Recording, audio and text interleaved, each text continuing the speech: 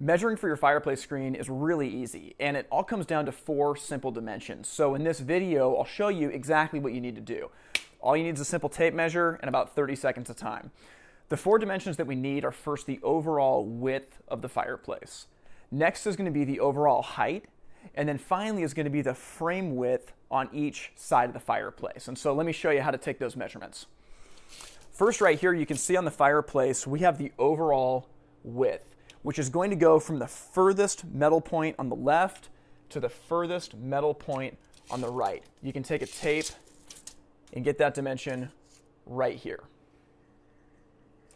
The next dimension is going to be the overall height, which goes from the lowest point of metal on the fireplace to the highest point of metal on the fireplace. And you're simply going to measure it just like that. Finally, we have the frame width. And the frame width is going to be the width of metal right on each side of the fireplace. It's typically going to be somewhere in the 1-inch range, but it could vary depending on your model. So if you can get those dimensions, the overall width, the overall height, and the frame width on each side, you're going to be good to go. Now, I want to show you one thing.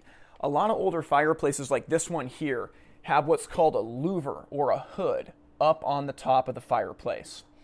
With this louver, we want our safety screen to actually fit underneath it. So while the overall height of our fireplace is 1 dimension, if a fireplace does happen to have a louver, we actually want to put our tape measure right at the bottom of that louver and measure down to the bottom piece of metal at the base of the fireplace. Outside of that, you're good to go. Remember, overall width, overall height, frame width on the left, frame width on the right.